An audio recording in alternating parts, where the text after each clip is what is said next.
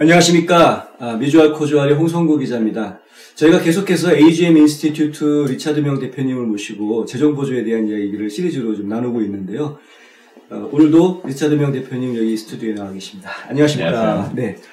저희가 지난번 방송 때요, 네. 그 재정보조급의 평가와 대학 선택을 위한 기본 상식 해가지고, 이제 학교에서 주는 재정보조가 비율이 어떻게 되고 뭐 이런 이야기들을 나눴었거든요. 그러면서 마지막에 마무리할 때 어필을 할 필요가 있다. 어필이 도움이 되는 케이스들이 있다. 이런 얘기를 해주셨단 말이죠. 네. 예. 그 이후에 몇 분이 연락이 오셨어요. 네. 네. 본인은 기본 상식이라고 얘기했는데, 네. 이거 되게 기본 상식이냐. 너무, 너무 어렵다. 사실 저도 그 말에 공감을 좀 합니다. 네. 근데, 알지 않으면 안 될 사항도 있습니다. 네. 우리가 인생 살아나가면서 정말 자녀를 그렇게 사랑하고, 네. 온갖 헌신을 하면서 그 12년을 키워서, 네. 결과적으로는 좋은 농사를 져야 되는데, 네. 그런 기본 상식의 부재로 인해서 아니면 판단 기준이 흐려져서 네. 실질적으로 원하는 대학을 진학 못 시킨다면 자녀도 디스커리지가 되지만 사실 그 부모 마음이 어떻겠습니까? 아프죠. 예, 차라리 자녀가 말을 안 듣는 게 더 낫지. 네. 가서 네. 평생 고생하는 것보다. 예. 예. 그래서 이번에는 이제 실질적으로 그런 대학 선택을 잘 하려면 네. 내가 받은 재정 보조금이 어떤 기준에 의해서 어떻게 잘 받았느냐를 먼저 판단해야죠. 네네. 예. 그 지난 시간에 첫째는 그렇게 판단을 하려면 대학의 평균 데이터, 이런 여러 가지가 있어야 되지만 네네. 실질적으로 그런 판단 기준을 지금 얘기하는 거는 네. 그런 판단하는 과정에서 이렇게 깨닫는 분들이 많아요. 네. 야, 내가 이걸 미리 알았으면 이만큼을 더 절약을 할 수 있었는데. 뒤늦게. 그렇죠. 네. 네. 그거 누구나 다 할 수 있을 것 같은데. 네. 네, 하지만 이 네. 재정 보조를 어필하는 시기를 우리가 놓치지 않았다면 네. 그런 상황을 발견했을 때 정정을 할 수가 있다는 거예요. 네. 네. 기회가 있긴 있군요. 그러니까. 그럼요. 예. 예. 기회가 있는데 기회를 어떻게 효율적으로 활용하냐는 정말 그 전문성이 달려 있는 거예요. 네. 누구든지 너무 힘들다, 더 달라 이런 편지는 하루에도 수백 통이 들어옵니다. 네. 힘들다고 사정해봐야. 예. 네. 아무도 신경 안 써. 어떤 분이 뭐 5만 달러 버는데 1년에 네. 35,000불짜리 롤렉스를 사면서 네. 15,000불 받고 라면 먹으니까 힘들다 그러면 네. 네. 인정해 주겠냐 이거죠. 그렇죠. 그래서 지난 시간에도 네. 4,000불 버는 분이 6,000불을 쓰고 있으면 그러니까요. 그 인정받겠냐 네. 이거예요. 그죠? 의심을 받죠. 예. 그러니까 어려운 상황에서도 어떻게 답변하냐에 따라서 천냥 빚을 갚는 게 아니라 만냥 이상의 빚을 갚을 수도 있어요. 네. 네. 이거 너무 힘들어서 우리 지금 시아버지가 도와줬어요. 그러면 네. 대학에서는 그럼 금년 내에도 도움 받으실 수 있겠네요. 그래서 그거를 근데 도움 받는데 세금 안 냈잖아요. 네. 도움 받은 액수만큼 네. 언택스도 인컴으로 간주를 해서 계산을 해요. 예, 오히려 그거를 인컴으로 보호하는 인컴이 그만큼 높을 때보다 더 힘들어지죠. 네. 그때는 빌렸어요. 네. 이건 인컴이 아니고. 네. 네. 그쵸. 말 한마디 차이에요. 네. 예, 그러니까 그렇다고 수시로 그러면 안 돼요. 수시로 빌리기만 하는 사람으로 그거는 네. 근데 거기에는 이제 테크니컬 데이터나 모든 네. 게 어우러져서 답변이 나가야 된다. 네. 그러니까 특히 요즘 시즌에 학교에서 이제 그런 이메일들이 많이 옵니다. 네. 이제 이건 어떤 거냐, 저건 어떤 거냐, 이거 해라, 여러 해라. 근데 네. 그 이메일을 무조건 자녀가 답변하는 건 되게 위험한 일이에요. 네. 그거를 묻는 내용이 뭐냐, 네. 이유가 뭐냐, 때로는 그게 저희가 뭐냐가 될 수도 있어요. 예, 네. 수상하니까 네. 실제 이렇게 트랩을 걸 수 있어요. 그래서 그러니까 굉장히 중요한 내용 지금 말씀드리는 거예요. 예. 그 답변을 예. 하기 전에는 네. 그 물어온 이유의 출처가 어떤 내용을 하기 위해서 이제 저희 같은 전문가들은 알죠. 하지만 네. 그런 거를 함부로 그냥 무조건 턱 던져버렸다가 그 다음엔 그거를 백업을 할 수가 없는 상황이 될 수도 있어요. 보통 그런 학교 측에서 물어오는 이메일들이 학생한테 바로 가나요? 그러면요. 학부모한테 오는 게 아니고요. 예, 지원자한테 가지 뭐 학부모한테 왜 와요? 예. 학부모에 대한 관련된 자료들인데도 불구하고. 예, 아니 지원자한테 오는 거예요. 그러면은 학생들 입장에서는 그냥 실수로 부모한테 물어보지도 않고 답변을 할 수도 있는 상황. 부모한테 물어볼 수도 있죠. 네. 아빠 우리 가게 얼마야? 그러니까. 물어보면 그렇게 막 건성으로 물어보고. 그러면, 네. 야, 한 30만 불 샀는데 아빠가 열심히 해갖고 지금 한 80만 원 갈걸? 헐. 그럼 뭘 대답하시겠어요? 그렇군요. 그러니까, 이, 여러 가지 상황이 발생할 수 있습니다. 네. 그래서 재정보조 담당관의 입장에서 봐야 되는 거예요. 네. 우리 눈이 아니라. 네. 그렇다면, 재정보조금의 차이가 나는 이유나 그러니까, 그 재정보조금의 차이라는 거는 뭐냐면, 대학이 정한 기준이 있다는 말이에요. 네. 그 기준에서 차이가 난다. 아니, 우리 학교는 Financial Need 금액, 재정부조 필요 금액에 대해서 원래 여기는 76%를 주는 학교인데, 네. 왜 나는 60%를 받아야 돼? 하는 그런 어떤 기준적인 차이가 있을 수가 있다는 거예요. 근데 그런 기준치를 학교가 공개를 하나요? 안 알려주죠. 그걸 어떻게 알아요, 그거를? 보통 사람들은 알 수가 없잖아요. 그러니까, 예를 들어서 이런 거예요. 본인이 기침을 하는데 CVS에 가서 감기약을 고르는데, 사실은 결핵이야. 아이고. 그러면, 네. 그 감기 기침하는 기준을 어떻게 하면 아나요? 그럼 본인이 알 수 있어요. 아니면 모르죠. 병원 가서 엑스레이 찍어야 알아요. 그러니까요. 예, 그러면 본인이 엑스레이가 장비가 있나? 괜히 다루다가 방사능에 가면 그렇죠. 할 수도 있는 거죠. 그러니까, 그렇죠. 그러니까 원론적으로 보면 그거를 알 수 있는 기준은 물론 대학이 당연히 알 수 있겠지만, 네. 그런 쪽에 이제 전문적인 네. 그 데이터베이스라든가 뭐 여러 가지가 다 참조가 되겠죠. 네. 스스로 이제 알기에는 알 수는 있지만, 그러니까 상대적인 데이터밖에는 알 수가 없어요. 네. 그래서 기본적으로 이렇게 기준이 달라지는 문제가 네. 대학 자체 내에 예산의 문제도 있을 수가 있죠. 그렇죠. 네. 예전에 어니 던킨이 그 교육부 장관이었던 분이 오바마 시절에 $1 빌리언 교육 예산을 삭감을 했다든가 그러면 주정부의 직격탄이 가는 거거든요. 네. 예. 맞습니다. 그리고 금년에도 펠그랜트를 보면 펠그랜트라는 게 이제 맥시멈이 네. 학교마다 뭐 6,070불이다 네. 뭐 작년에는 뭐 5,945다 뭐 이런 식으로 되는데 거기서 가정 분담을 뺀 차이만 받는 건데 네. 그 말은 작년보다 한 100여 불 정도를 더 준다고 늘려놨는데 네. 계산하는 과정에서는 자산에서 공제하는 부분에서 $10,000 이상을 떨어뜨려 버렸어요. 나이별로. 그러니까 거기에 대해서 5.65%의 가정 분담금이 올라가면 사실 $10,000에 5.65면 거기에 해당되는 사람들은 560 몇 불의 가정 분담금을 올려놓고 실제 펠그랜트는 100불만 올려놓고 우리는 재정부지 예산을 더 늘렸다. 이런 게 바로 정치적인 거지만 이런 거를 정확하게 분석을 하고 파악을 할 수 있으려면 뭐 그쪽 분야에 당연히 전문가가 아니면 힘들죠. 그러나 이거를 분석할 수 있어야 된다는 거예요. 과연 정책은 좋아졌다고 보는데 실질적인 내가 더 나아졌느냐. 네. 오바마 시절에 오바마 케어가 나왔을 때 네네. 많은 대중들이 뭐 저렴한 비용으로 뭐 70, 80불 미만에서 모든 혜택을 받을 수 있다고 그러지만 중산층이 3분의 2가 없어졌어요. 1년에 한 700여 불 정도, 그러니까 한 달에 700여 불 정도 보험금을 내던 사람이 헬스케어. 네. 오바마 케어 생긴 다음에 1,600불을 하다 보니까 감당을 할 수가 없어요. 예. 그래서 3분의 2 정도의 중산층이 없어졌습니다. 이게 지금 재정부조 예산에도 많은 영향을 주고 있는 거예요. 세금을 못 내잖아요. 그렇죠. 그리고 전부 다 인컴이 낮아지고 힘들어졌기 때문에 다 무료 혜택을 받으려고 하다 보니까 그러다 보니까 가뜩 예산이 부족한 데다가 모두 다 퍼줄 수는 없지 않습니까? 그렇죠. 이런 정책의 흐름.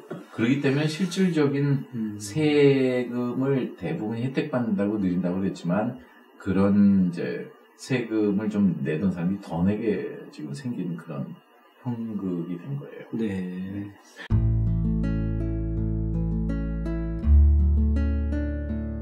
안녕하세요. 이상회계법인의 이상엽입니다. 30년 동안 아틀란타 한인사회에 봉사한 역사와 경험을 바탕으로 여러분들의 세무 회계 관리와 재정 은퇴 계획을 상담해드리고 있습니다. 부자 되세요.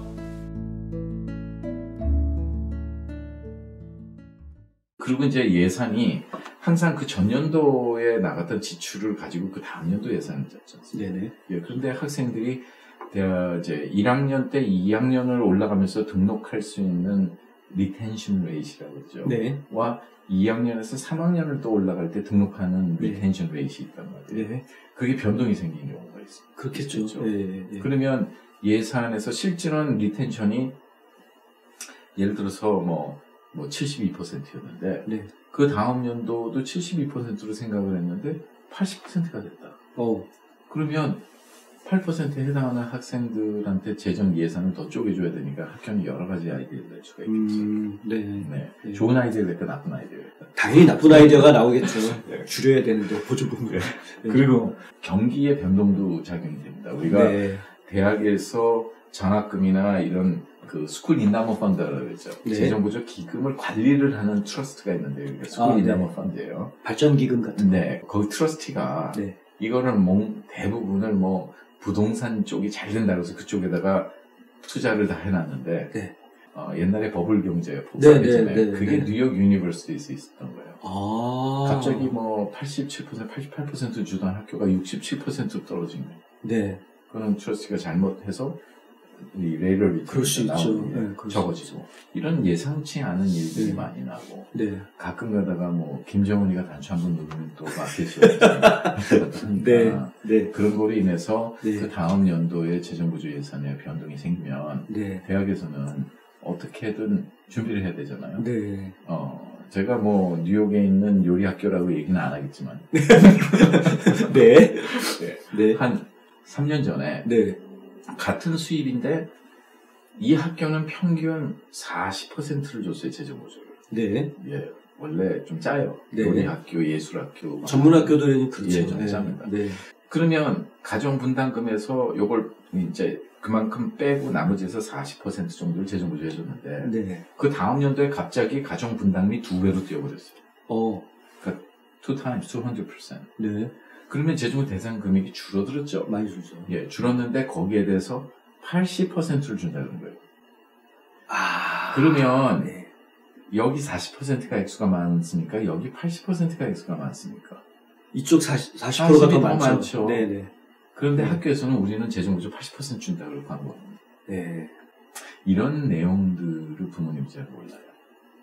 그렇네요. 예, 그러니까 실질적으로 예산의 변동이나 이런 기금의 변동도 있지만 학교의 마케팅 방법이나 정책의 방향의 이 변동으로 인해서 재정부조가 더 줄어들고 학교는 더욱더 수익률을 낼 수 있는 그런 상황이 될 수도 있다. 이런 얘기 어디 가서 못 들어요. 정말이에요. 아니 그러면 학교에서 그러면 재정보조금을 처음으로 제의하는 방법이 있을 거 아니에요? 그렇죠. 그러니까 제의하는 건 학교 발표와 동시에 제의를 하죠. 그러니까 재정보조 데이터가 완벽하게 다 갖춰지면 이제 이 학생을 보고서는 여러 가지를 고려를 해서 우리는 얼마 줄 수 있다 이렇게 같이 오는 경우가 많아요. 근데 갖춰지지 않은 경우에도 그렇게 오는 경우가 두 가지가 있어요. 하나는 뭐냐면 장학금 오퍼를 그냥 해오는 경우 있어요. 우리가 4년 동안 8만 불 줄 테니까 GPA를 3.0 이상을 유지해라든가 이런 식으로 탁 서제션을 해서 올 때가 있죠. 그럼 기분 되게 좋아요. 장학금이니까. 기분 좋죠. 예. 근데 나중에 재정보조 나올 때 무상보조금에서 장학금 받은 만큼 빼고 줍니다.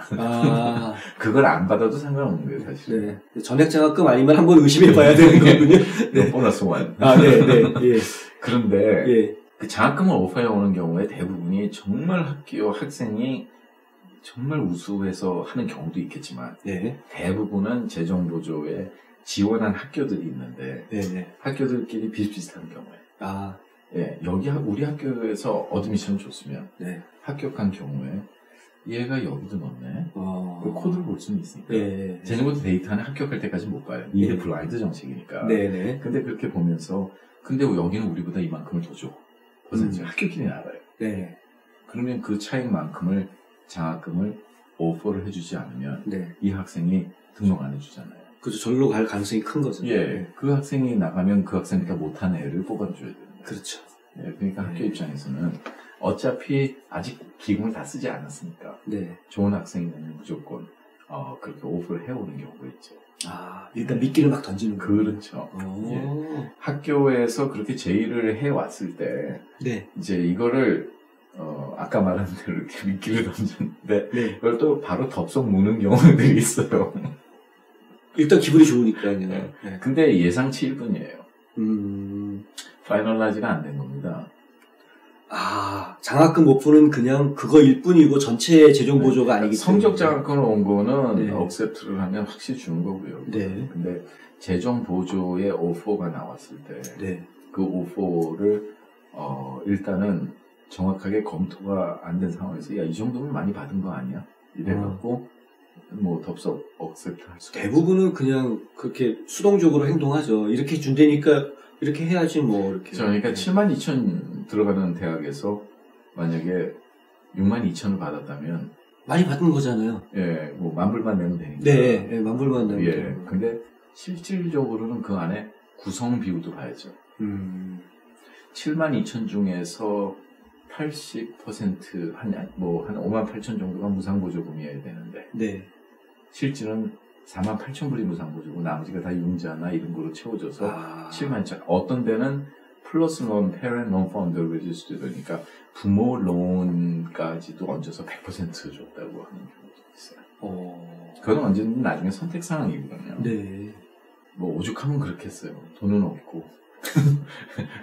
학생은 받아들여야 되겠고. 받아들여야 되겠고. 그런 경우도 있는데, 네. 실질적으로 이런, 그래서 이 재정보조를 제의가 왔을 때 일단은, 실수하지 않는 방법, 일단 의심부터 하면 실수 안 해요. 네. 그렇다고 다 나쁜 건 아닙니다. 네. 네, 좋게 오는 학교들도 많이 있어요. 많이 있지만, 항상 prepare for the worst and hope for the best. 맞습니다. 네. 일단 의심해봐서 나쁠 건 없어요. 최악을 준비하고 최선을 바라는 게 중요하니까. 네. 그래서 이제 우리가 재정보조금을 처음으로 제의를 받았을 때 우리가 그 평가를 하는 게 대학 선택을 위한 가장 중요한 기준이 됩니다. 보통 이제 대학에서 이런 그 재정보조 필요분에 대해서 이렇게 학교에서 나름대로 정해놓은 기준선대로 하지를 않고 그렇게 바뀌게 되는 그런 경우들은 왜? 이제 그렇게 바뀌는 경우가 첫째는 네. 신청을 잘못했으니까. 데이터를 잘못 넣었는데 네. 예, 잘못된 음식을 먹으면 탈나죠. 예, 그렇죠. 예. 예, 좋은 음식을 먹으면 좋죠. 편안한데. 네. 예. 그러니까 재정보조 신청 데이터가 최적화된 리파인된 데이터를 넣지 않고 학생이 난 신청 마쳤다로 끝나는 경우들 이제.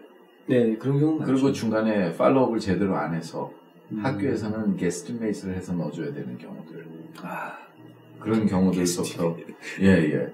그리고 학교에서는 합격 발표를 이제 100명이 정원인데 이제 빠져나간 룰이 있잖아요.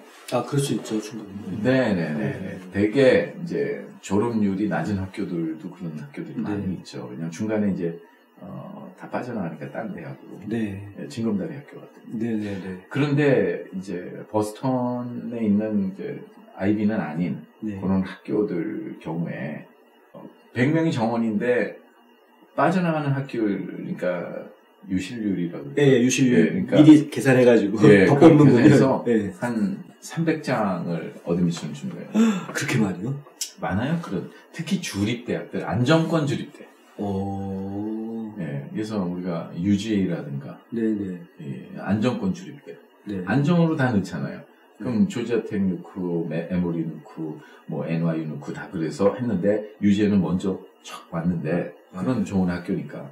그런데 집 동네니까 다 여기 안정권으로 다 넣을 거 아니에요. 그래서 경쟁률이 올라가는군요. 경쟁률이 되게 높더라고요. 안정권을 넣는데 결과적으로는 타 대학으로 빠져나가니까 그걸 다 계산해서 합격률, 그러니까 100명이 정원이면 500장을 발행한다든가 그런 학교는 600명을 발행한다든가. 그러면 재정 보조도 당연히 줄어들 수밖에 없겠네요. 아니 그렇지는 않습니다. 왜냐하면 빠져나가는 이유를 따졌으니까. 예, 그래서 결국은 100명이 등록해 주리라고 예상을 하고 있는데 네네. 조기 등록을 할 때 보니까 얘네들이 또 다 떨어진 거야. 아이고. 예, 그래갖고 그런 경우 많습니다. 요즘에 네. 합격률이 거의 30% 정도씩 다 떨어졌기 때문에. 네.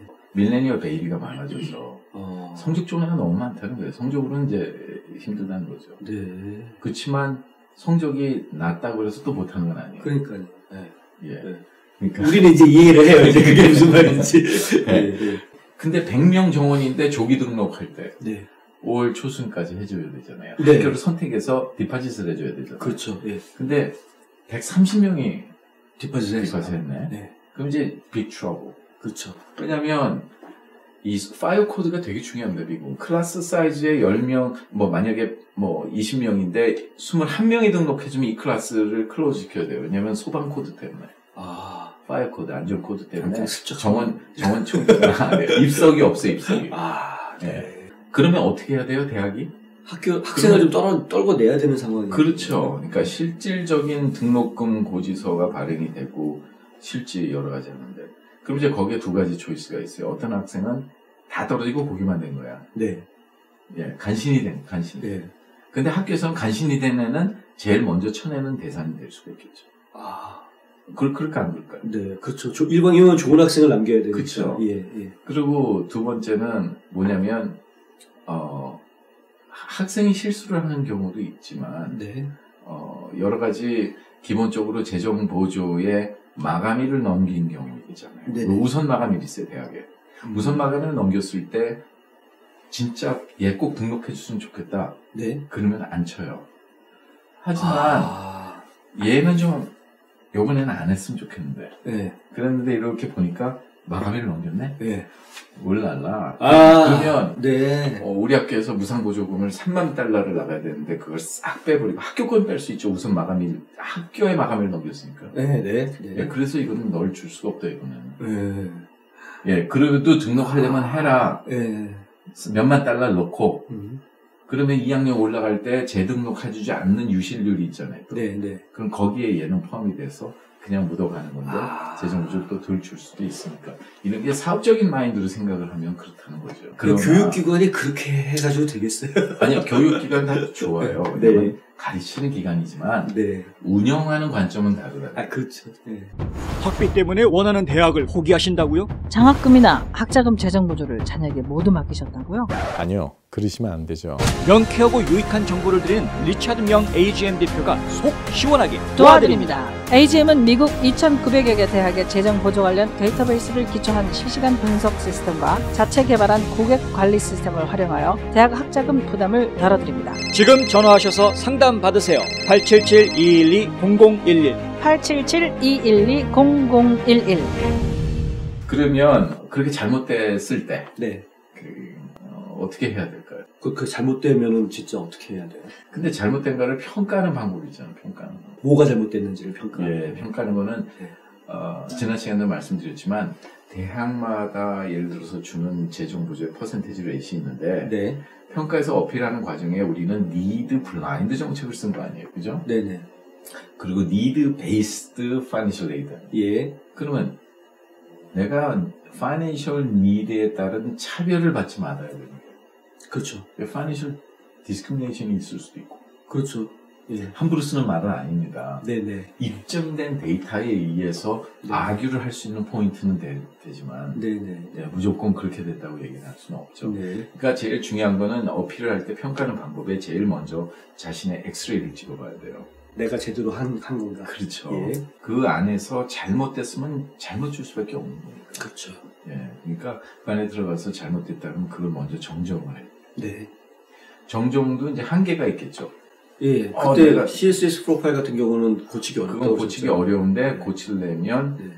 실질적인 그 페티션과 그런 데이터를 첨부를 해서 학교에서 고쳐줘요. 그것도 방법이 있긴 있군요. 네. 그렇다고 해서 네. 우리 애가 가만 들어가 보니까 네. 캐시 세이빙에 네. 4만 달러가 있다고 썼는데 네. 그런데 나중에 보니까 이거 아무래도 고치려면 이것부터 고쳐야 들어가서 4만 달러를 갑자기 뭐 12,000으로 정정을 했다든가. 네. 이건 그 자리에서 어디시 떠요. 재정보조를 신청해서 프로세스 된 날짜에 자산 따진 건데 그걸 그렇게 따면 고의적으로 인텐셔널리 한 거기 때문에 잘못하면 네. 벌금도 물 수 있고 그렇죠. 예, 오렌지복도 입을 수가 있어요. 그것도 크리미널이 되는 거예요. 인텐셔널 해서 일부러 잘 받을 목적으로 사실 문서위조 아니에요. 네. 그래서 그 평가 방법에는 내가 받은 게 연방정부의 재정보조를 잘못 받은 거냐, 네. 주정부 보조를 잘못 받은 거냐, 학교에서 잘못 받은 거냐, 전체적으로 잘못 받은 거냐, 네. 이걸 볼 수 있어야죠. 네. 내가 만약에 펠그랜트의 맥시멈이 6,070불이라고 가정을 했는데 네. 가정담이 4,000불이 나왔다면 네. 2,070불 받을 수 있는 건데 네. 학교는 안 줬어. 그럼 잘못된 거예요. 그렇죠. 네. 그러니까 이런 여러 가지를 다 해서 정확한 내용을 가지고 합리적인 방법으로 어필을 해야 되는데 네. 예, 무조건 이런 거는 뒤를 돌아보지 않고 무조건 네. 가정의 상황이 어려워서 도와주시면 되고. 옛날에 그런 거 있잖아요. 우리 네. 지하철 타면 네. 어머니가 쓰러져서 아버지는 사다리에서 떨어져서 네. 뭐 해서 네. 동생이 배고프다고 해서 제가 빵을 훔쳤다가 교도소에 들어갔다 나왔는데 그 사이에 동생이 굶어서 더 그런 것들이 사유가 안 돼요. 네. 스페셜 서컴스턴스는 사유가 됩니다. 스페셜 서컴스턴스는 이제 갑자기 부모가 직장을 잃어서 인컴이 갑자기 줄어들었다든가. 아니면 뭐 병원비가 많이 나왔다든가. 그러니까 실질적으로 프리어 이어의 수익과 자산가 아닌가 수입으로 만약에 재정 보조를 했는데 네. 그 다음 연도에 갑자기 3만 달러가 인컴이 줄었다 그러면 네. 빨리 세금 보고를 해서 그게 해당은 안 되지만 그걸 학교에 보내서 이런 상황이 되는데 이게 조절을 해달라고 상황을 할 수는 있겠죠. 그것도 타이밍을 잘 봐야 된다는 거예요. 그래서 이런 해법은 사실 이것도 영업 비밀인데 그냥 보너스 2. 영업 비밀을 너무 남발하시면 안 되는데요. 몇 가지 영업을 하니까. 네. 그러니까 그런 특별한 상황이 있는 거는 할 수 있지만은 뭐 그렇지 않은 경우에는 데이터를 고치는 거는 상당히 조심스럽게. 그렇죠. 그 이제 고쳐야 될 부분이 있고 고치지 말아야 될 부분이 있는 거예요. 그러니까 그런 거를 잘 평가를 해야 되고 재정 보조가 1년 처음 들어갈 때 그대로 받는 거 아니냐. 네. 그리고 수익과 자산이 똑같은데 네. 작년에 번 거나 금년에 번 거나 직장 생활하는 분들은 다 비슷비슷하잖아요. 예, 월급도 오르지 않았고 네. 뭐 있는 자산도 똑같고 네. 근데 왜 재정 보조가 이렇게 바뀌었죠? 이런 분들 있죠. 학년이 바뀔 때마다 바뀌는 걸 말씀하시는 거예요? 그러니까 참 재밌는 게 재정 보조라는 거는 무상 보조와 유상 보조가 결합된 방식으로 나타나는데 매년 해가 갈수록 학생의 연방정부 유흥자금이 올라갑니다. 예, 그러니까 연방정부에서 받을 수 있는 게 이제 스태포드 론을 들 수가 있는데 subsidized 스태포드 론과 unsubsidized가 있으니까 subsidized가 1학년 때는 3,500, 2학년 때는 4,500, 3학년서부터는 이제 5,500 하는데 물론 대학원은 훨씬 높습니다. 한 거의 9,000달러는 되니까. 그런데 unsubsidized는 2,000불이 똑같아요. 그러니까 1학년 때는 5,500, 2학년 때는 6,500, 그 다음에 7,500으로 가는 건데 그 안에 1,000불씩 늘어나잖아요.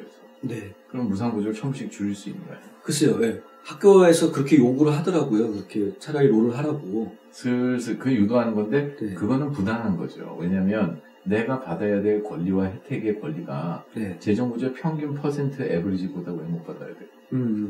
그런데 그렇게 해서 실제로 오면 부모가 이제 2학년 때서부터는 뭐 등록고지서에는 그런 걸 다 빼고 얼마를 내라 그러니까 신경을 안 쓰는데 자녀는 무조건 다 오케이 나간단 말이에요.